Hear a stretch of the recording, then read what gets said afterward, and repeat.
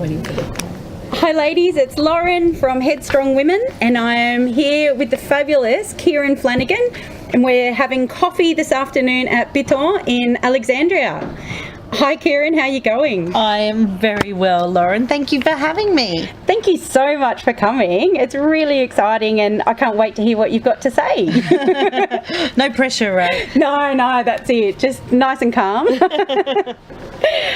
So you've carved an incredibly successful career. I understand that from starting out in the advertising industry, you became a creative director for a major agency at around the age of 20. Oh, a little bit older than that. I think I was 23. Wow, okay. So, you know. Yeah, no, 23. I mean, that's a little older than that. Still impressive. And now you've developed into one of the few internationally recognised female leaders in that field. And I read somewhere about the 3%. So, yeah, that's amazing. That's worldwide. So clearly you're an overachiever and someone who loves to really learn and explore. So talk me through your career.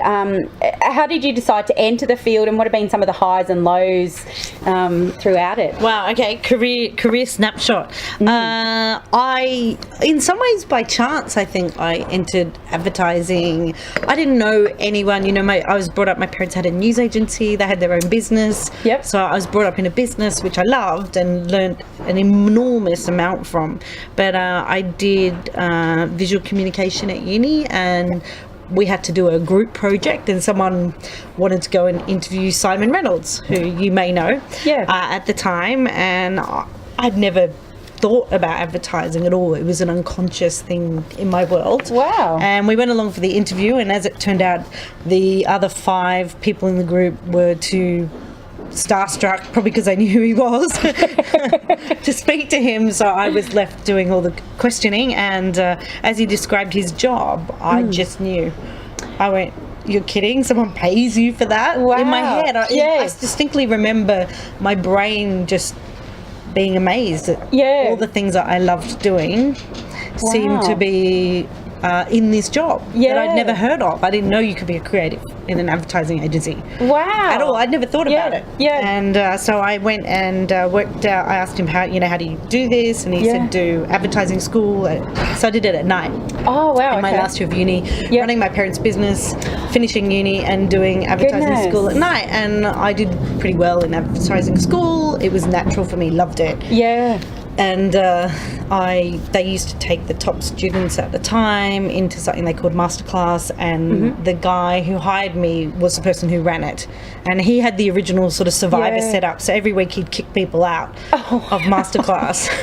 So you'd start with 25, I think, and we ended up with 1. So he then said, do you want a job? It was a genius recruitment strategy. Yeah. You survived. You get a job. So I ended up with a job. It was really it's terribly simple. Yeah. But I loved it. Yeah. And so from there, and he was starting an agency. So again, really lucky in that I was never put into, I guess, an old-fashioned model of advertising. Yeah. He started a business with just creatives. Wow, okay. And so from day one it was, you better run the business, not you're just going to be a creative. Yeah. And I think that was one of the really lucky things. Not only had I come from a business background with my parents, small business, but a business sort of mindset, a service mindset. Yeah. And then I was able to take, I guess, that learning and those mindsets, customer service, given that it was still my responsibility, and really grow as a creative. So we won Agency of the Year in our 3rd year of business. Wow, okay, that's extraordinary. It was pretty amazing. We, did some really massive work that got recognised all over the world, and from there, I ended up owning that agency. So we became partners in that, and we had really successful, fun, got to do some extraordinary things and work with some of the biggest businesses on the planet on some of their hardest problems. Wow. Really, really lucky in a way. I think there's always a bit of luck involved in things. But I think, you show up with the right attitude, and we went through a lot of people, didn't work out. So you go, I was lucky, but you also say, well, a lot of people didn't make it through. Even people he hired around us initially, they just didn't make it through. They, for whatever reason, But I thrived Yeah. in a very challenging environment. Yeah, and I suppose being that was your first kind of entry into the field as well, you didn't have any preconceptions about, you know, what previous employers had been like, or I didn't know how to behave in a way. I didn't know that I wasn't meant to do the things I was doing. That they were someone else's job. I didn't know that I wasn't meant to. You know, in traditional agencies, obviously, for people who don't know, they segment more than they should, I believe. And they have people to do the relationship management. They have people to do the thinking, like solve the business problem, called planners. They then have the creative department that are like kids in the corner that they throw, no, go be crazy kids. And do the creative work, and producers. But we were given all of it. And said, you actually just need to come in and solve business problems in a creative way. So lucky to be set up in that way. Oh, absolutely. I mean, and I don't have any background or any real knowledge of the advertising industry, but to me that sounds like a far more sensible approach as well, because it's the one person who gains a really clear understanding of what the needs are. You've got the relationship there with the business as well.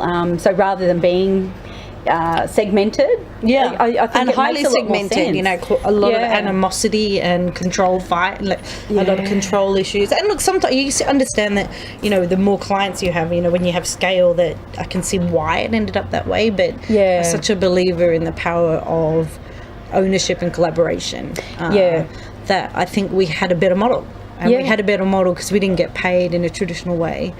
And so being able to, so we got paid for our ideas, not for the media money they spent or the size of a client. So again, very progressive. And lucky to walk into a progressive space that said, well, what are we going to create, and how do we fix the current structure issues? And look, you know, I'm naturally strategic, so it really suited me. A lot of the creatives we had weren't strategic, they were creative, which again is an amazing gift, but I actually love solving the problem the most. That's my favourite part of what I got to do. Is actually, and it doesn't, for me, it doesn't matter as much. I mean, I love all the sort of creative, artistic side, photography and all those things, but my passion is in the problem solving. Well, wasn't it Einstein, I think, who said creativity is problem solving? You know, I say create, because you know, I have this debate, I guess, with a lot of people around creativity in the business space, being a full-time sort of speaker and educator, and I teach people creativity, and most people think you can't teach it. Oh, you're either born creative or you're not, and I don't agree whatsoever with that belief. I go, it's a discipline, not a talent. You get better at it, and you can increase your, obviously, your neural pathways and things the more you do it. But the other mistake we make is that we think creativity is an ability to draw. This How is the often number do we of mistake times that? people I say, they go, what do you do, or what do you teach? I say creativity. They go, oh, I can't draw a stick figure to save my life. And you know, for me, creativity is an ability to think, not an ability to draw. And you know, that's artistry. Absolutely. That's artistry. You know, I was on a panel with the head of a very massive global organisation, very senior, 2IC of the company. And we were on it talking about creativity in business. Does it have a role? And she said, oh, you know, we actually get our people, they do art classes to show I'm very pro creativity. Same issue. And I'm like, again, you know, we're relegating creativity to the periphery of business instead of seeing it as an incredible tool that we all need to get better at.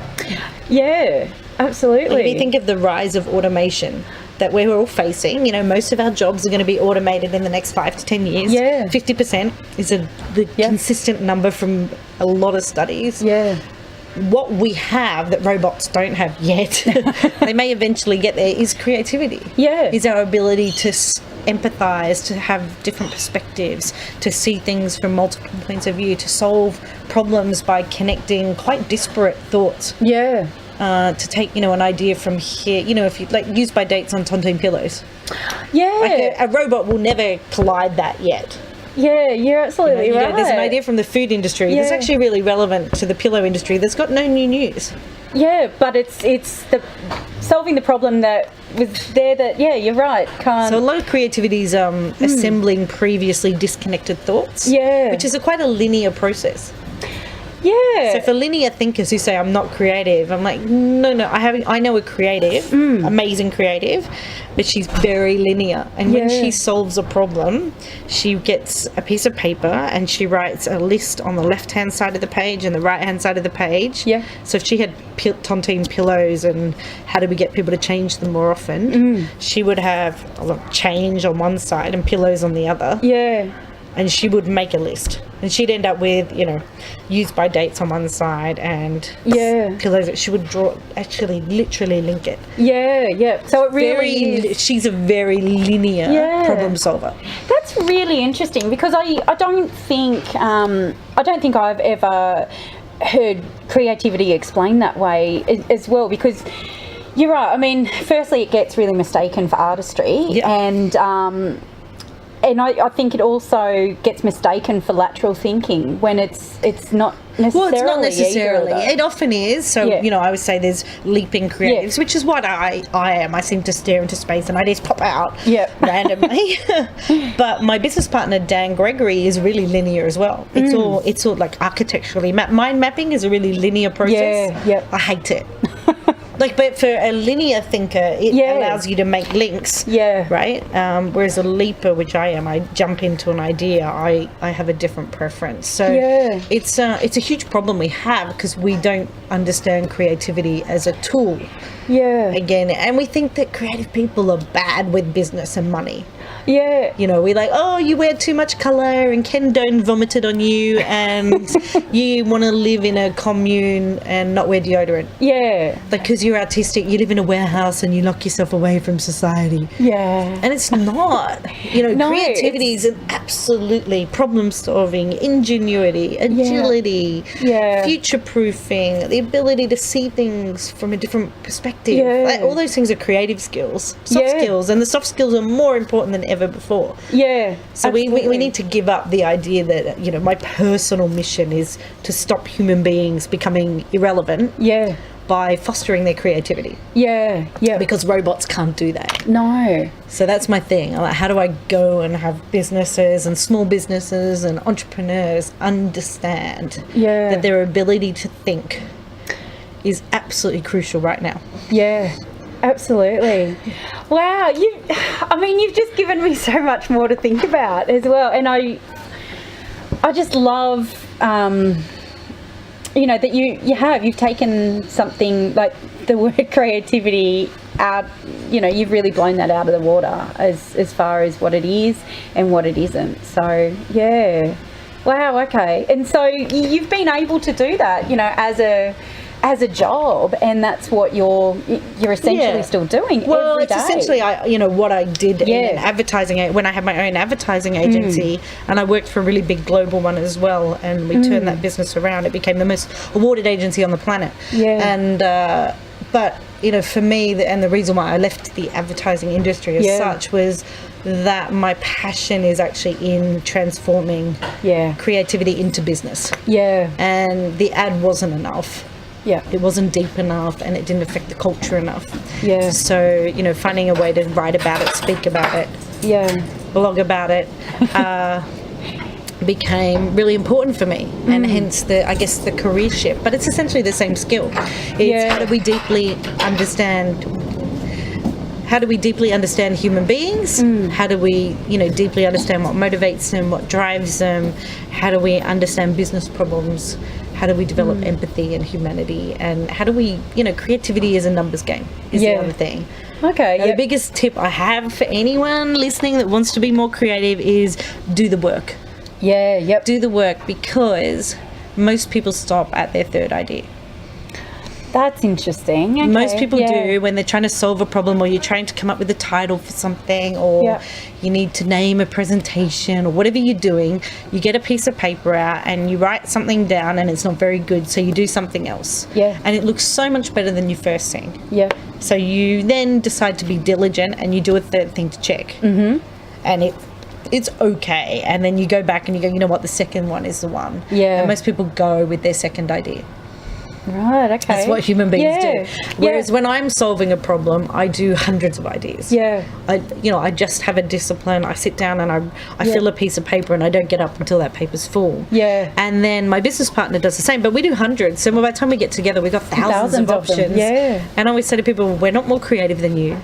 We're not smarter than you. We just outthink you. Yeah. We stack the deck massively in our favour. Yeah. And again, we don't appreciate that it's a muscle. Yeah, of course, and the more you practice. The more you practice, you get better. And we have to fight, I call it the obvious barrier. So our brains being heuristic, which means they make patterns, which means they're on autopilot most of the time, really bad at new stuff. Yeah. We're wired to repeat. It makes us highly successful as a species. Yep. We go fire hot, ouchie, don't touch fire. Survival. Excellent tool until it comes to new ideas. Yeah. I hate Family Feud. I hate it, but for so many reasons. No, but I hate Family Feud because of this issue. Yeah. Because it rewards people for thinking the same. Like, if you just want to know how obvious our thinking is, watch Family Feud. Yeah. Because what they do is that they take a question, like name something with a hole in it, and they'll go 80 people out of 100 said donut. That's exactly what I was thinking. And then we actually also get prizes for thinking the same. And we feel good about the fact we feel like we won. We're going, yes! That's I mean, really, we're saying, yes, my thinking is really generic. Yeah, and I'm exactly the same as everybody else. Yeah. I have exactly the same opinion. But if you understand that, you see how we've got to fight it. Yeah. And we've got to move beyond obvious, which is only numbers are going to do that. Yeah, we absolutely. have to purge obvious out. Yeah. So, there's a reason hairdressers all have scissors in their logos and stuff. Because I don't think any deeper than that. Yeah, and so the more that we take it deeper and the more things that we try out, the more creative we're going to be. Because we move beyond obvious. Yeah. A lot of the work I'm doing at the moment is, I guess, looking at the problems we have around gut feel. Because we use the word intuition a lot.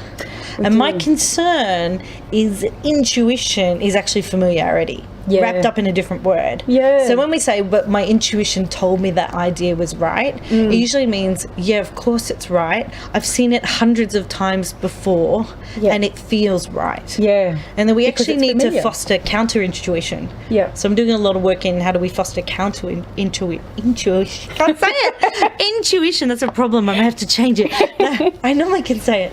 How do we foster counter-intuition? Yeah. And actually understand that anxiety we get when something's new and different is a good thing.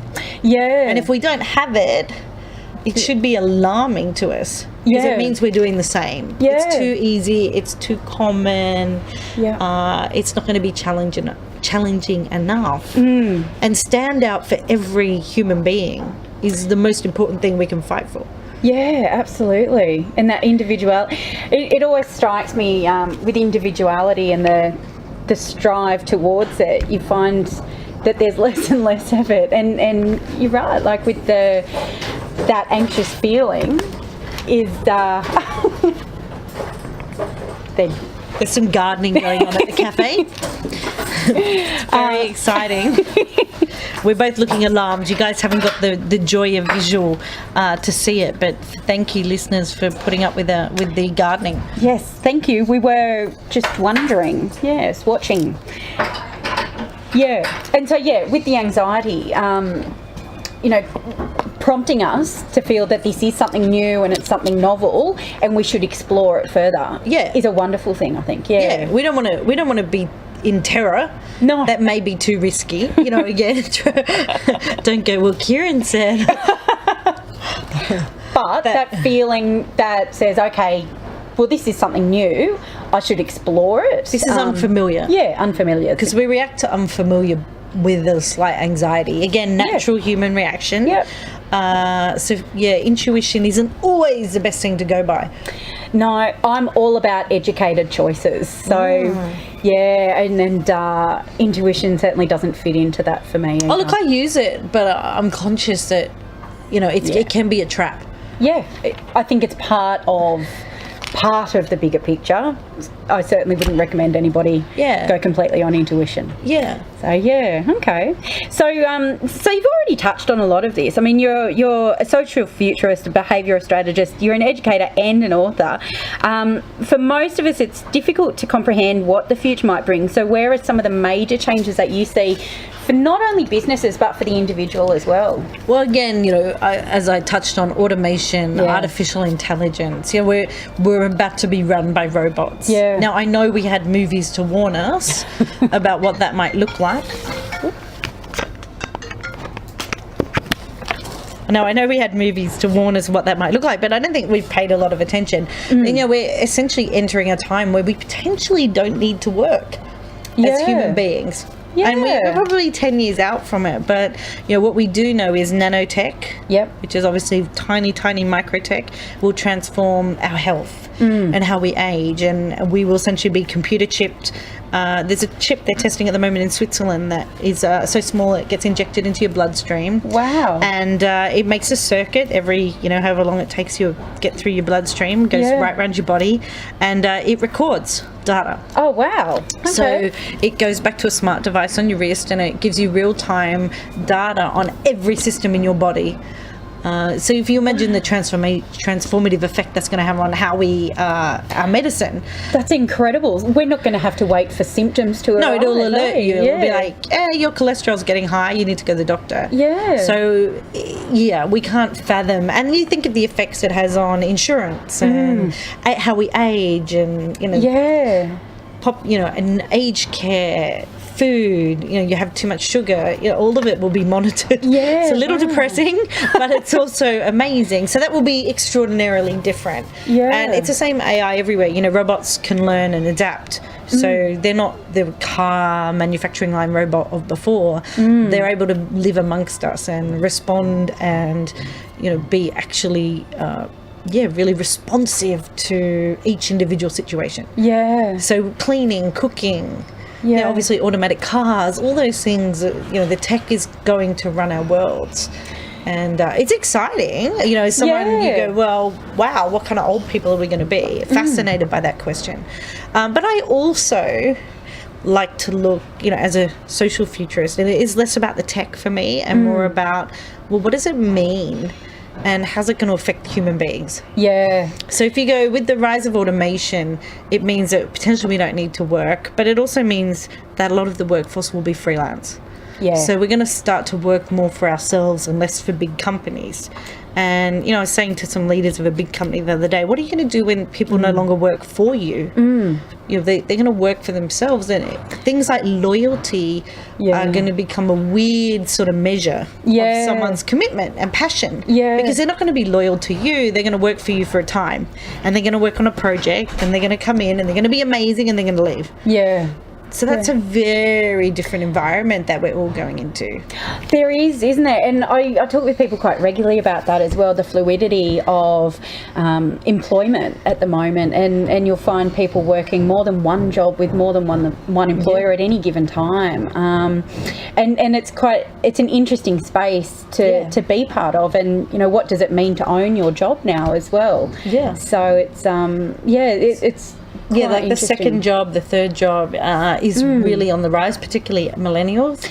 A lot of them have got a nighttime, a nighttime job that they love, which is slightly alarming that they're going, we work for money here and we work for love here. I think we'll need to see that shift there, I think more and more we'll start to see that blend, hopefully. But I'm fascinated though. Don't forget, human beings are still going to want to feel successful and loved and important and heard, and like that they showed up and that they're on the planet today matters somewhat. So none of those needs are going to go away. I think it's important not to panic. To go, well, human drivers aren't going to change. So how do we say, well, we've got automation, but we still have human beings to deal with in the midst of that automation.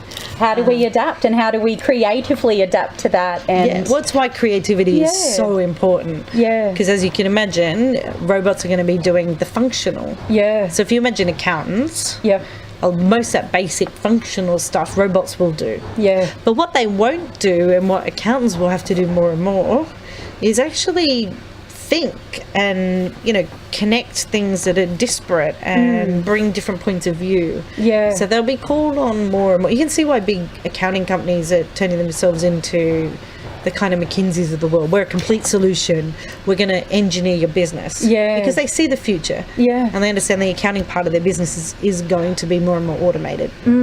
Yeah. And they're having to show that more humanness and the other parts that humans can only bring. Yeah. That kind of brings me to the next question. You address some of the world's biggest businesses about the importance of bringing the human element back into their practice and language. And I know that concept resonates with a lot of the women that I work with, who often describe a really great sense of disenchantment with feeling like a number.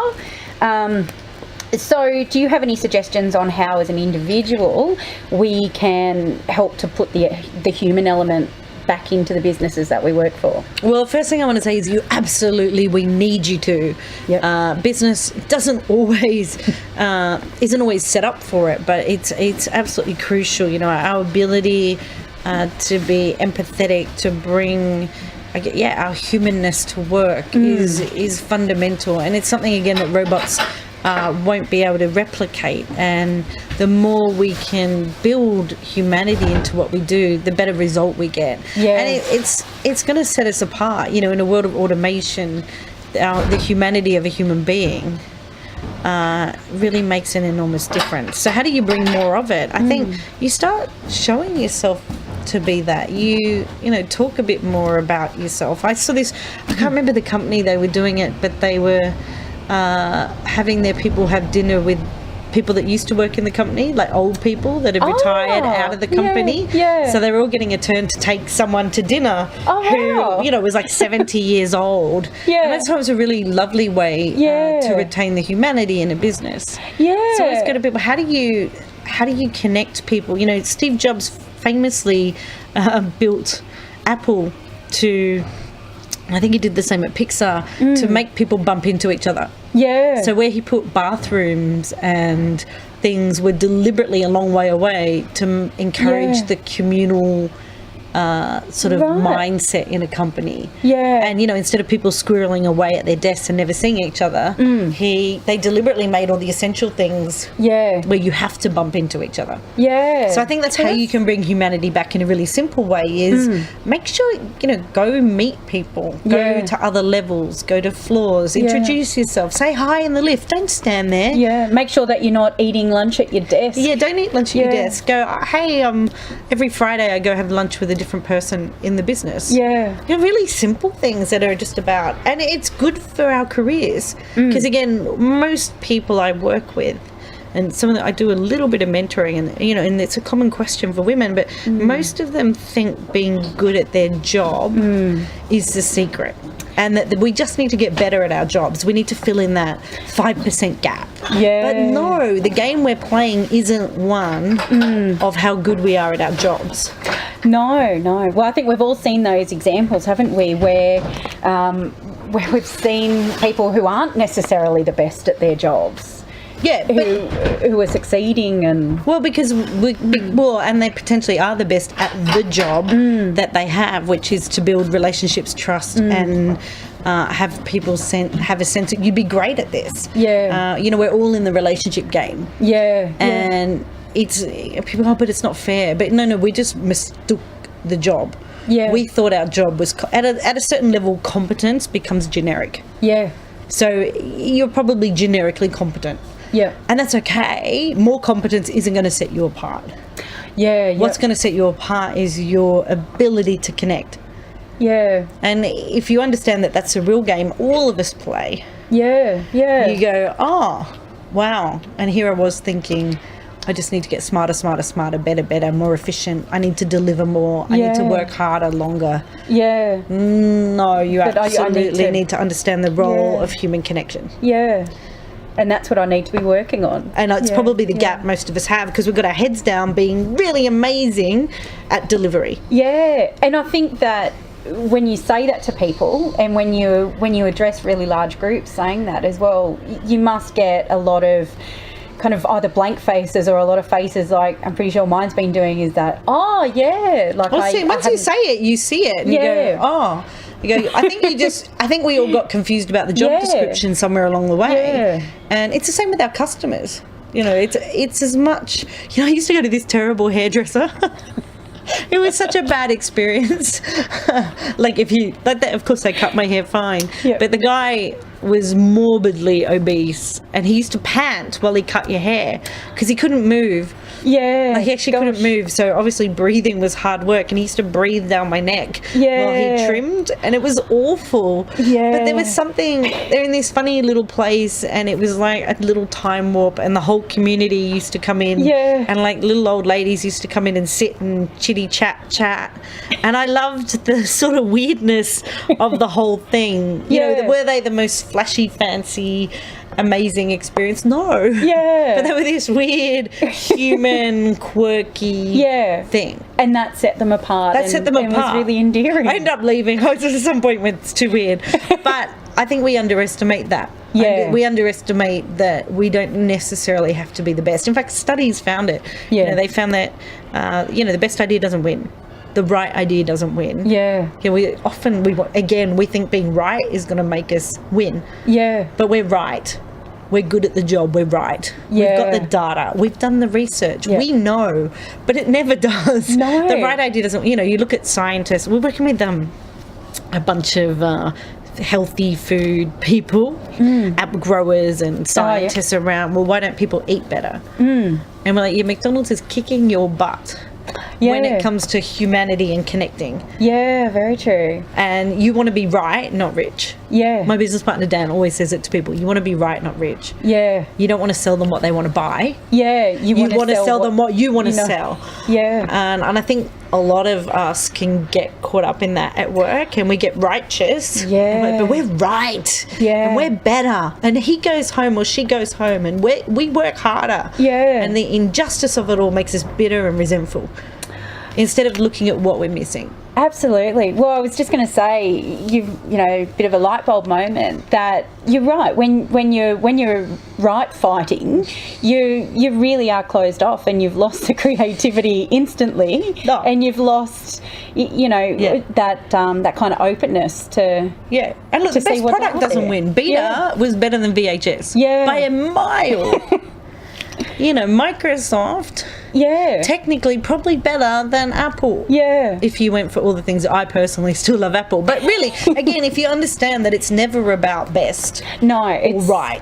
It's not the same for people either. It's not about who's best or right. It's about who can have people just engage with them. And we're all in buy-in. I always say to everyone, you're all in the business of selling, and you're all in the business of buy-in. And your ability to generate influence is your ability to succeed. And you need to focus more on your influence skills than you necessarily have to focus on your hard skills. You probably got them. You probably got them to enough of a level. Where you are you're fine. Look, if you're incompetent at something, well, that's it. That's a different story altogether. But if you have a level of competence, at what point is a hairdresser a hairdresser? Really? At what point do I go, you know what, they're all essentially the same level of competence? Now I'm choosing on something else. Absolutely. And we're the same in our jobs. We're all at a basic level of competence. And they're choosing on something else. So we need to get out there, be more of us, and do more of that engaging with other people. Be human, be interesting, be a little unique. Don't shave all the edges off and be generic. Fear makes us generic. It does, doesn't it? Oh, if I'm just the same as everyone else. But all you're doing is really camouflaging yourself. You're actually not. You're not putting yourself out there at all. Well, and you've got no one for you or against you. You're just middle of the road, dreary. You're ordinary is the worst thing you can be. I think. Absolutely. Like, and no one's ordinary. Like, we use it. We're just not ordinary. But again, we live default lives. And we do default things at work, and we get default results. Because we're not willing to. I'm sure there's people that absolutely hate me, and that's okay. It took me a long time to be okay with that. It sounds really okay now, and I really didn't like negative comments. But I've realised that you need it. And if you're going to try to stand up and thought lead and have an opinion, there's people that are going to go, are you kidding? Creativity is colouring in. Yeah. And that's okay, sure. You can think that. And that's their opinion, but you need to be able to stand by yours. Yeah. Well, and to understand that no matter what you do, everybody's not going to like you 100% of the time. No. I think it would be a bit boring as well, to be honest. A bit kind of, Well, I think so. And a lot of people just want to blend in and live a really simple, happy life. And that's perfect. I'm always like, whatever makes you happy, do that. No judgment on it. Not for me. Yeah. But I really get that that's, for a lot of people, brings some joy. I actually think they're more happy. I think they're more happier. I think discontent is a gift and a curse. At the same time. Yeah. No, true. So I've got a fangirl for a bit, Selfish, Scared and Stupid, which you co-authored with Dan Gregory. It's an absolute favourite of my colleagues and mine because it makes so much sense. So the book was written with business in mind, but how can the everyday woman apply the principles and give yourself and the book a real plug, because it's brilliant. Well, the book came about, I guess, from just how long we spent trying to change human nature, and how many clients came to us and said there was something wrong with either their customers or their staff. We're constantly in conversations where people were pointing out what was wrong and what they weren't doing right. And impersonally, we're like, well, what's wrong with us? We know the theory. We know to lose weight that we should eat less and exercise more, and not to scoff Tim Tams by the packet. But we don't necessarily do that. And that made us go, well, clearly there's a mismatch. I always look for the gaps. So I always say to people, our business lives in the gaps between what people say they do and what they actually do. And whenever we see a gap, instead of going, that's weird, we're like, juicy. And this book's all about that. The gap between what we say we do, which is we say we're selfless. We say we make decisions, we're very courageous and brave and amazingly, we do amazingly risky things, and that we're incredibly clever, that we think we're quite smart. But if we look at our behaviour, most of the time we're selfish. We act out of our own perspective. We look at things from our point of view, and we see the world that way. And most of the time we live in fear, and we make all our decisions out of fear. Which is true. We don't move that far from home. We stay in a job we hate. We do all those things. Not saying it's not justified, but out of fear, and that we look for the easiest, simplest way to get something done. That we're more lazy than we make out. Absolutely. And that for us, stupid is lazy. It's easy. We make life easy. The remote control, great example of lazy thinking. Absolutely. So if we accept that that's true, and again, I think people are confronted because they think there's something wrong with it.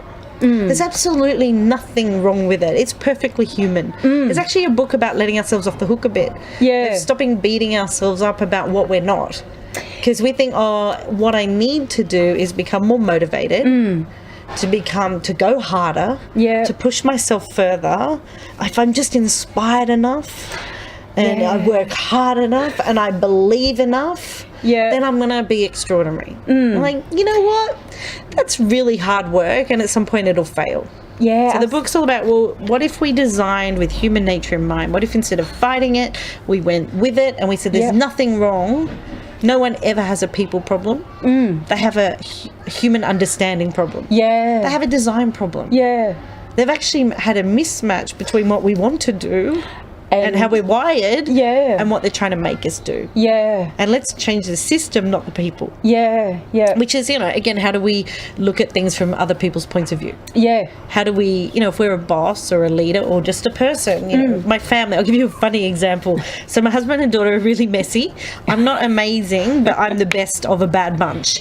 And and we have a terrace house in Sydney, in the city, and it's got quite a few stories, and no one wants to carry the stuff upstairs. So when he comes home of a day and drops school shoes and school bags and all the stuff at the bottom of the stairs, and the front room is always a disaster. Yeah. So you can't open the front door because it's really embarrassing, because it's really messy, and it's become a pit. Yep. Now, I tried all the strategies. Let's motivate them with, if we clean up, we're going to get flowers, it'll look amazing. Tried being angry, threats, yelling, all that stuff. And then I went, you know what, there's nothing wrong with them. They're human beings who are lazy. And I got someone in to build floor-to-ceiling cupboarding in the front room.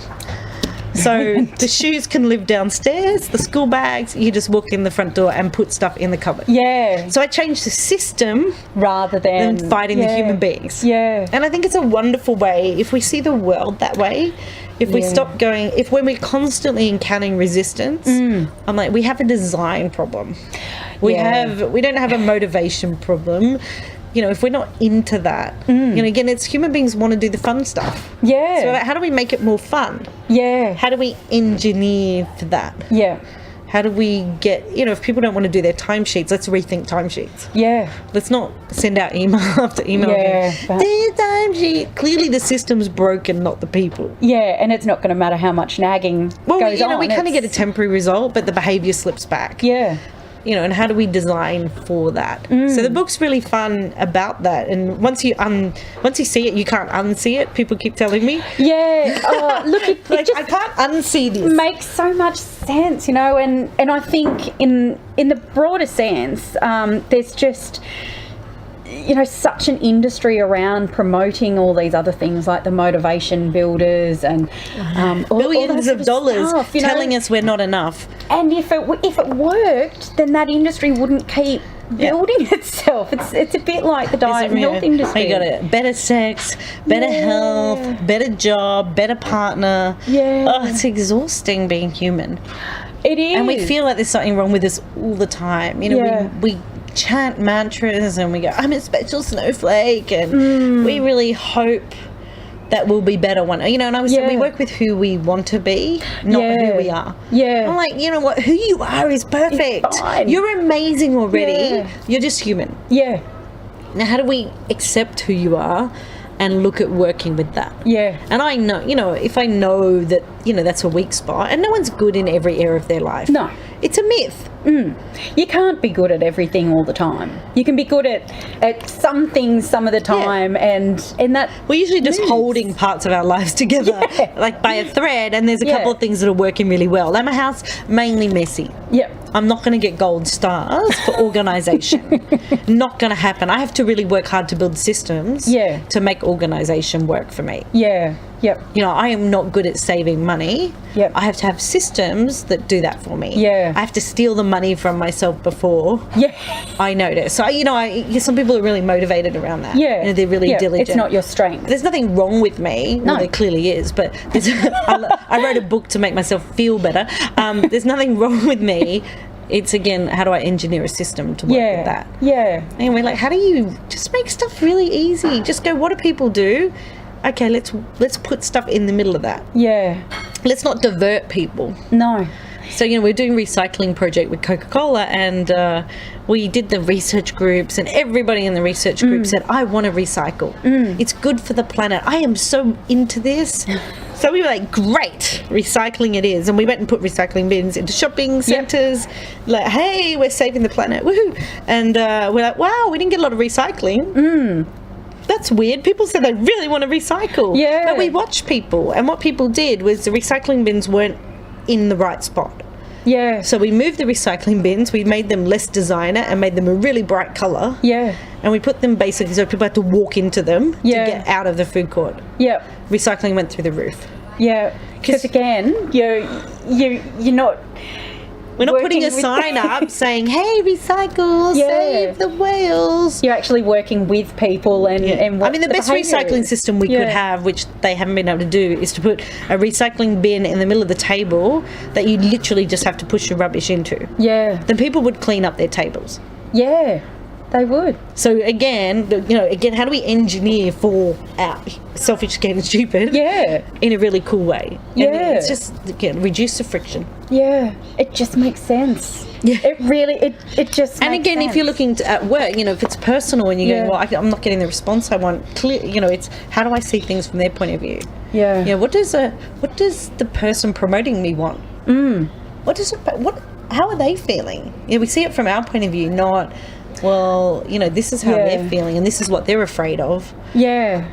And this is how I make something really easy for them. We kind of make other people wrong all the time. Yeah. Because they don't agree with our point of view. Looking to bridge that gap. Yeah, versus really putting, this ability to see things from another person's point of view is one of the best skills we can have. It is. And that's something that's completely unique to humans. Yeah. Yeah. And again, hard for a robot to do. Very hard, yeah. So much. I know, I can talk for a really long time. So together you and Dan own and run the Impossible Institute, where you help businesses make what's not possible. And I have to say, I love that line, because it's just, it's a really nice play on words, but nothing is impossible either. No. So you are making it possible.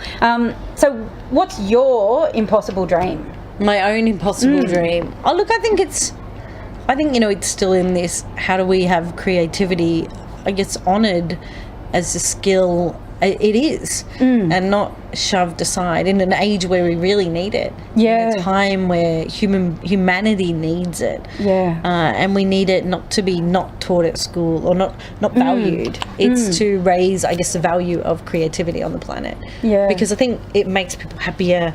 It creates better results. I think it solves problems in ways we haven't seen before. And we're facing bigger problems that aren't as easily solved. And we need that. Yeah. So I'd like to honour the role of creativity for everyone. It breaks my heart that so many people say I'm just not creative. And, somewhere along the way, school decided to teach them that. Yeah. They went, I'm good with numbers. Yeah. And I ask a lot of audiences, and usually you get maybe 5-10% of the audience put their hand up for creativity. Yeah. But they're going, oh, I make cakes or I paint. Yeah, so again, it's mistaking it with artistic. So that that's the impossible dream. Yeah. It's how do we transform the world so people don't do jobs they hate and that they get to do stuff they love. And they, creativity is, I think, such an important part of that for us. Yeah. Well, you're definitely on the way. Hopefully. To getting that word out and dispelling so many myths. So, yeah, definitely not an impossible dream. Doing your work, you are exceptionally busy. You're often interstate and overseas.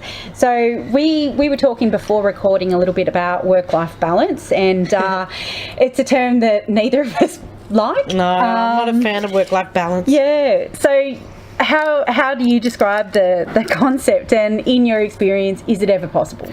No, I don't. Look, for me, I talk about work-life blending. So I use an analogy of, if you think of balance as scales, which is essentially what we're doing, is that we're weighing up everything and trying to get it in equal proportion so it's at equilibrium. Yeah.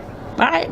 That's hard work. That's meticulous kind of measuring, and you obsess over the sort of detail and balancing. Yeah. And it's easily put out. Yeah. It's constantly work to keep it flat. Yeah. And you can just see that that's really hard. I always say to people, no, I'm all for blending, which I go, imagine a cocktail shaker. Yeah. Love to. And no one hates imagining a cocktail shaker. You've got a certain volume you can fill up. Yeah. And you can chuck in the ingredients you like. Yep. In the volumes you like. Yep. And you mix it all together till it tastes good to you. Yeah. And I love that analogy. So I go, do work-life blending. Yeah. Go, is this working for me? Do I like the taste of this? Yeah. And if this ingredient's overpowering, I need to strip it back a bit. If I've got none of that and I really want some, but I can only fill it up so far. Yeah. I can't be a full-time mum and run a business and be a full-time there. It's not possible because my volume is full. Yeah. So we need to choose what matters to us. Yeah. And then we need to blend it in the way that works. And for me, I go, just let us, again, be nicer to ourselves. Oh, absolutely. You can make a cocktail.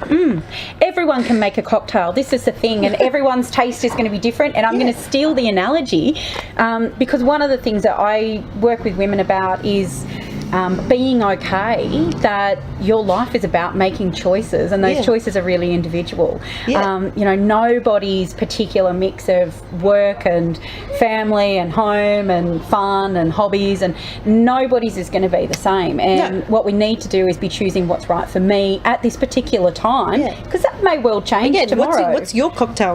It's not going to be my favourite one. No. Most people will probably go, are you mad?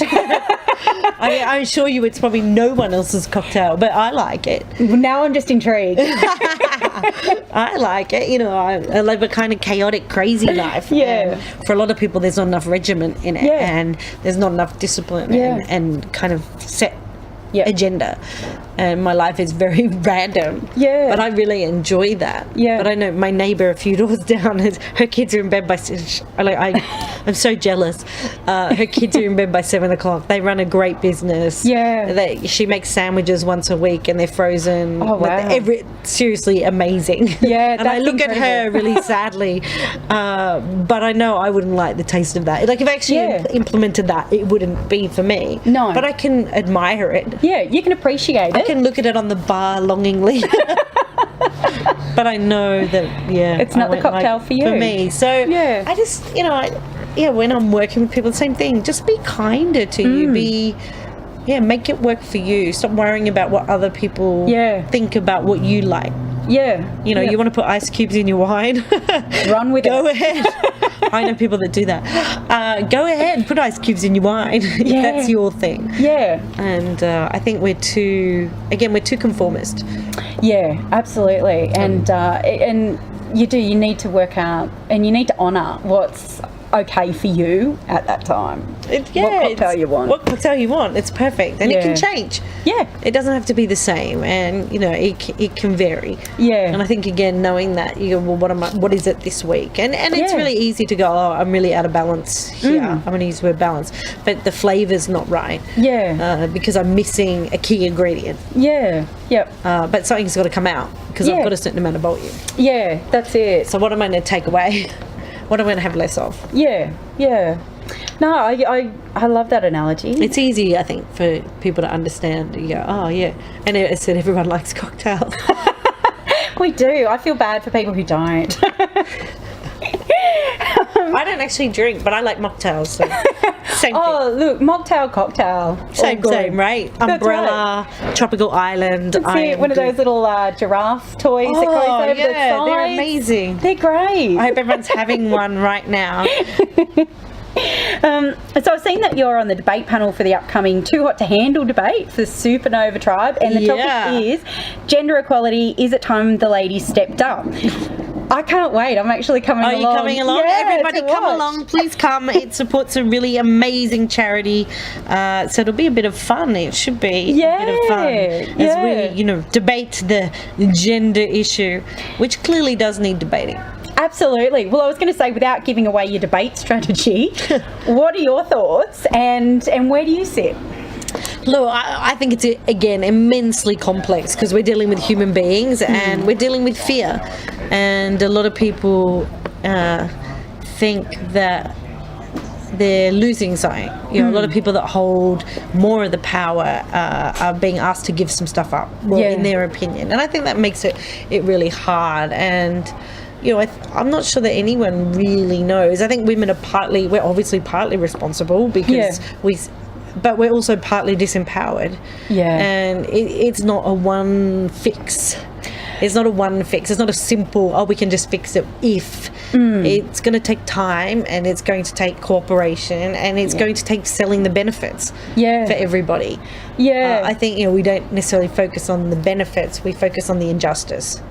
Yeah, absolutely. And I think it's such an interesting time at the moment as well, because there's so much shift between gender roles and work roles and life that there's a certain settling period for a lot of those shifts to happen. I think one of the key ingredients could be to stop calling things women's or men's issues. They're really communal issues. Yeah, and, that's the thing. the childcare is a really good example of that, still being spoken about as a mother's issue. Well, it's not. It's the whole society benefits from children. We need them, and so I think once we start to change some of the language around it as well, that can be quite powerful. How do we what kind of society do we want in general for everybody? And part of it's, but you dig a bit deeper and it's racial equality still. We've still got poly hats and being voted in, and it's sad, and it's just the fact we're still, we've got refugees that we're not giving, with so many issues that are similar. How do people with less power, how do we lift them up? And how do we give them more space? And I think the gender debate, I mean, look, I'm a passionate feminist in the sense of, I really deeply believe women have an enormous amount to contribute, and that it's a great loss for everybody in not harnessing that. So I'm deeply committed to women being raised up that want to be that. But I'm also deeply committed to men. My husband doesn't work, he stays home. So for me, whatever the structure is, again, whatever works for you. And for the men who don't want to have to pursue a corporate career and follow that mold either, I'm as committed for them. For people choosing. Absolutely. I'm all about equality of opportunity. Just choose. I think that goes across, right across the board, like you say, with anybody who is disempowered by group. I know, again, it's conformity and consensus that disempowers us. It's the stuff that we replicate. It's the expected way of behaving. So it's a lot of default. And it's not conscious. So I think, again, we can take it really personally. And it's usually not. It's usually unconscious. So, again, how do we take something unconscious and make it conscious without being a witch hunt? Because I can, anyone, the minute we create sides, is the minute we have a war. And a war is not going to solve it. It actually is going to take understanding the benefits, I think. And look, we've come a really long way in a really short amount of time. Like my mum was expected to leave school and be a secretary. Again, nothing wrong with that. No. But she said it was never an option for us. It was very rare for a woman to even consider a career. Because you were going to have children. So if you think that's a generation, that's and that's, it is relatively quick movement. I mean, not quick enough, but really a massive shift. So I'm hopeful that the shift will keep happening, but I think we need to have really smart conversations around it, and I think we need to call out the unconscious bias that happens, and not for men to really, and it's going to take some. I'm a business partner, really is amazing, and he's a white ribbon ambassador, and he's very strongly opinionated about the unconscious bias that he started ahead because he's a white English speaking male. Because I started close to the finish line. So it's lovely to have men around you that are that aware of it. Oh, absolutely. And to see that happen around you, and to go, no, it's not you, it does happen. I mean, even I was in a meeting last week, and the men didn't, there were 3 men, and they didn't talk to me. They addressed him. Oh, goodness. It took half the meeting before they sort of were like, maybe you have something to contribute. But that's just, it's irritating. And he gets as irritated as I get. It shows how deeply it runs, though, doesn't it? That it's just... They were nice guys. They were just unconscious about it. So I think it'll be a really fun debate. So please, anyone listening, come along. As I said, it raises money for charity. And, it should be a good night. It should be great fun. Digging into the... to the pit of the cesspit of equality. No, it should be good. I'm looking forward to it. Look, you just mentioned Dan as well. I read that you guys have worked together for around 20 years. Oh, yeah. I mean, look, you get less time for murder. That's exactly what he says regularly. So I'm glad you're agreeing with him. So what is the secret to a really long-term collaborative business partnership? And what's your advice to women who are currently thinking about going into business with somebody else? Wow. Look, I think like any relationship, you need to see what the other person brings and focus on their strengths, not their weaknesses. Yeah. I think it's really easy to make our business partners wrong for what they're not good at. Yeah. And where they're not like us. Yeah. It's an unconscious thing. Yeah. Instead of really embracing what each other are good at. And we're similar and really different. We think at the same speed. We collaborate really well. We have the same evil sense of humour. We have a great policy, which is funny before friendship. Yeah. So, you know, if it's funny, it's okay. Even if it mortifies the other person, it's okay. So the real crime is falling flat. We have proper rules around those things. They're really fun rules that say this is our kind of relationship. And again, it's blended into friendship. I don't know, where does it end? He's like a brother. Yeah. And a family member. He's a godfather of my little girl. It just blends together. Yeah. But, you know, really pick someone who isn't you. Yeah. Not like that you're going to fight with constantly. No. I don't think that's conducive either. No. But I think that diversity is just so beneficial across the board. That you're better with them than without them. Yeah. That together you're stronger. Yeah. Because you fill in each other's gaps. Yeah. And I think that's why it works really well for us, is that we where one's weak, the other's strong, and we've accepted that. Yeah. You know, he's this masterful kind of thoughtful architect that plots everything out in amazing graph spreadsheets and detail. Wow. Yeah. And I'm in awe of that. And I can't do it. No, you're just getting a blank face from me at the very thought of it. Yeah, it's amazing. Yeah. You know, it's an extraordinary skill. Yeah. But very complementary to how you my work. More empathetic, human. Let's dig into how people are feeling about this. Yeah. It's just quite different. Yeah. But to understand, and he knows if I jump somewhere, which I tend to do, he's like, I just need to put the logic in place. To make it sellable. To bridge that like, I know you went there for a reason. I just need to catch up, which is a really nice thing to have in a business partner. He doesn't go, "Hey, weirdo." He says, "Okay, I trust you enough to know I've just got to find the. Just got to work it out. I've got to find the steps to make it logical for someone else." Yeah. No, I like that. And in the same way, I'll drag him further than he would have gone. Yeah, yeah. I think they're they're great too. So making sure that you're working with someone who you're better as a partnership than individually. You're bringing out the best in each other, and having some ground rules, I suppose, that suit you. Yeah, that suit your dynamic, and knowing that having a bit of time apart is always good. In a really nice way, like a family member. It's okay to need a bit of time and to give each other space to do what you need to do, and it's really great to do stuff together. We do some co-speaking. We love it. It's really fun, but it's really nice to get out there by yourself as well. And I think that ebb and flow in the relationship is amazing. But also just really I guess going for a common goal is the other thing. It really binds people. So really making sure that you're on, that you both want the same thing. That you both have a really similar, I guess, worldview in what you value. It doesn't have to be the same, but that you ultimately think these things matter.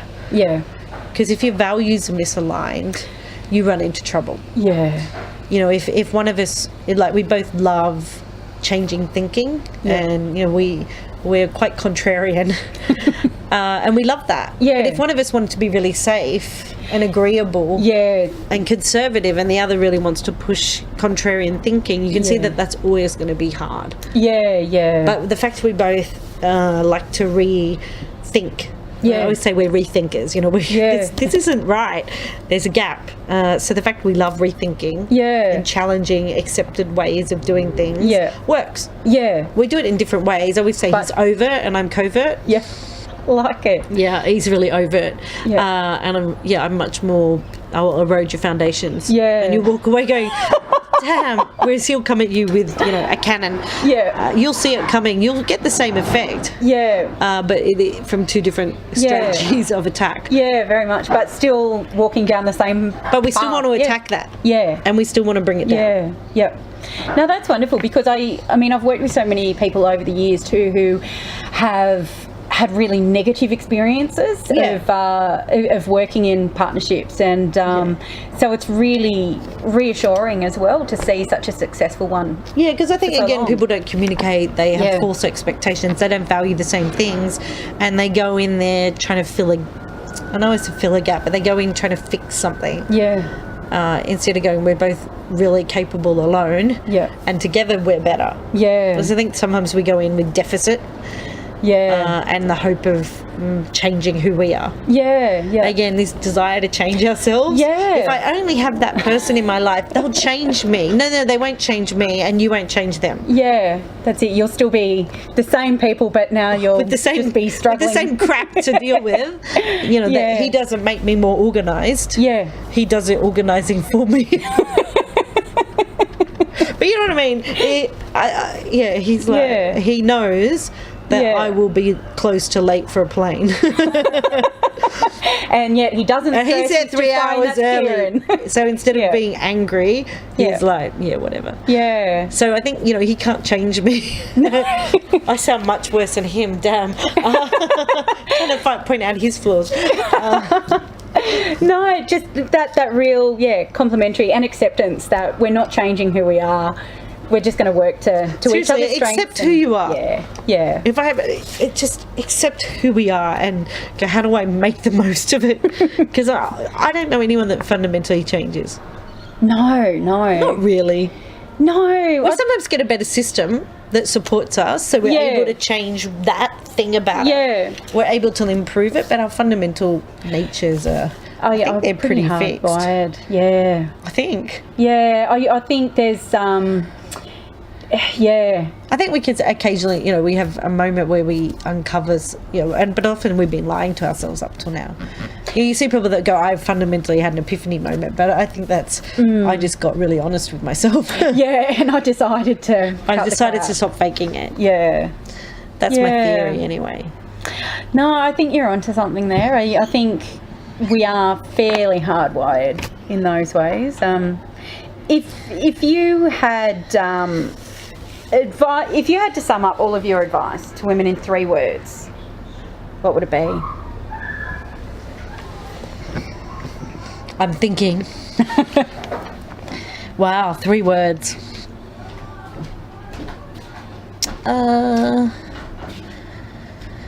Be more you. I like it. It's a little generic. I was a little disappointed with myself because I thought, but I think it is, work with you. It's it's work with you. Work with you. And be more creative. Excellent. So now we've got to 3. You go through the hundreds. No, you can see what I'm doing, right? I'm like, no, I need to do options before I commit because I've got to solve the problem. Well, I think you've just really highlighted a lot of that for how my brain is automatically wired. Is to go, well, that was my first idea that came out of my mouth. Now let me go back and do 100 and then I'll tell you later. But no. So that's the thing for me. And if you do more ideas would be my other. Nice. Another one. I could keep going. It would take hours. I'm sure people are going, I want a cocktail now. You've been talking about them. Yes, definitely. Look, I thank you so much for your pleasure. Time. It has just been really fun. So thanks, Kieran. Pleasure. Thanks for having me. Bye.